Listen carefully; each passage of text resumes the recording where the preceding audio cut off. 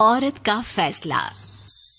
नैतिक मूल्यों से ये कहानी भले ही आपको इंसाफ करती ना दिखे, लेकिन जिम्मेदारियों की नजर से देखेंगे तो शायद कुछ समझ में आए। ये क्या है बहू, सुबह से घर का काम करती रहती है, फिर ऑफिस जाती है और बच्चों में लगी रहती है।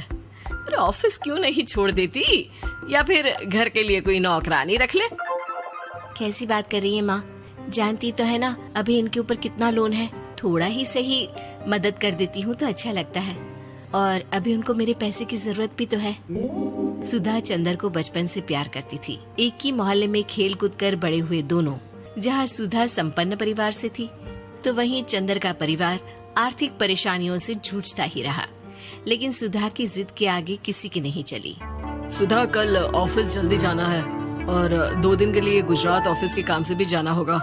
अरे कैसी बात कर रहा है बेटा, बहू को अगले महीने बच्चा होने वाला है, इस वक्त तो उसके साथ रहे। अरे कोई बात नहीं ना माँ, उनको जरूरी काम होगा, वरना मेरा चंदर ऐसे वक्त में मुझे छोड़कर कभी नहीं जाता।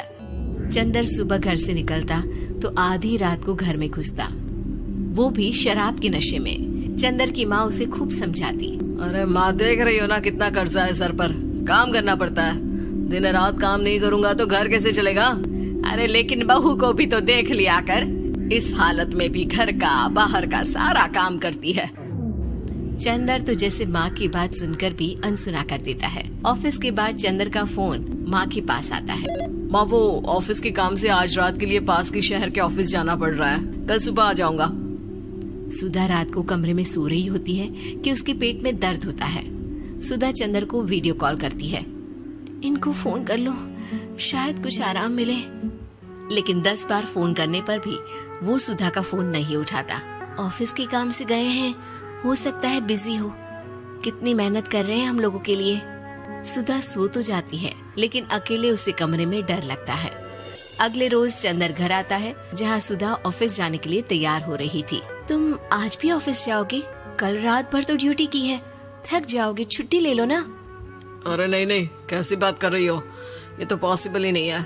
अच्छा रुको, मैं जल्दी से तुम्हारा खाना और नाश्ता बना देती हूँ। बेचारी सुधा ऑफिस जाना छोड़कर लग जाती है पति के लिए खाना बनाने, उसके कपड़े प्रेस करने और जरूरत का सामान मुहैया कराने के लिए।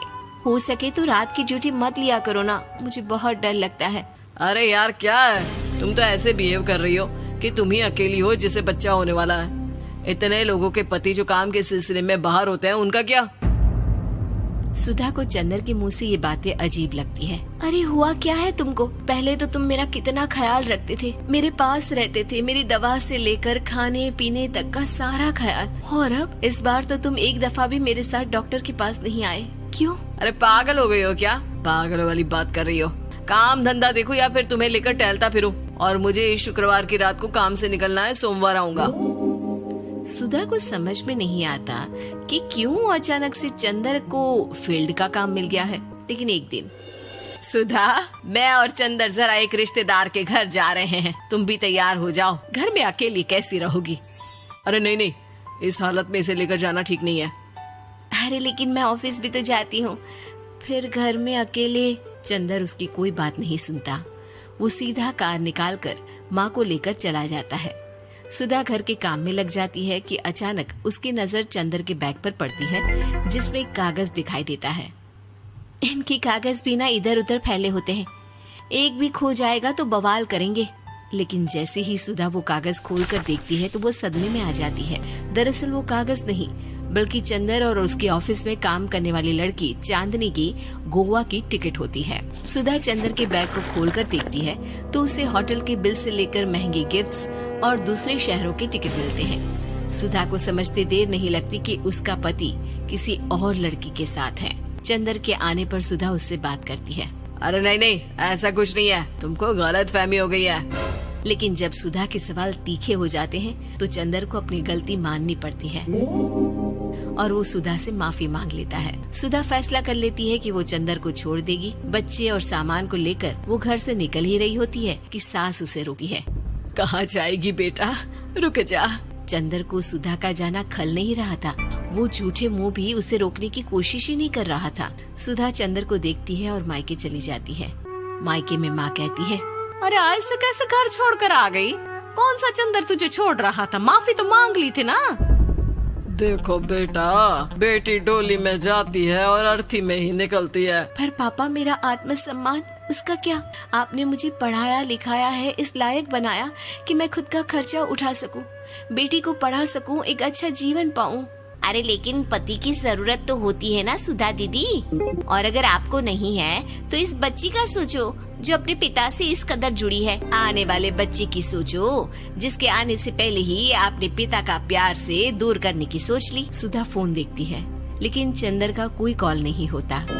वो समझ नहीं पाती कि अपने आत्मसम्मान के बारे में सोचे या बच्चों के बारे में। मम्मी, हम नाना नानी के घर से दादी और पापा के पास कब जाएंगे? नहीं जाएंगे बेटा, अब यहीं रहेंगे। नहीं मम्मी, मैं पापा के पास जाऊंगी, मुझे दादी के साथ रहना है। और मेरे साथ? हाँ, आपके साथ भी तो, सबके साथ माँ। देखो सुधा दीदी, आपके सर पर पिता का साया होना जरूरी होता है। अपने घमंड के लिए पिता और बेटी को अलग मत करो। सुधा अब सामान उठाकर अपने ससुराल जाने लगती है, लेकिन मन में सवाल रह जाता है कि जिसे दुनिया घमंड समझ रही है वो उसका आत्मसम्मान था। चंदन ने माफी जरूर मांग ली, लेकिन कभी ये एहसास नहीं दिलाया कि वो सिर्फ उसी का है।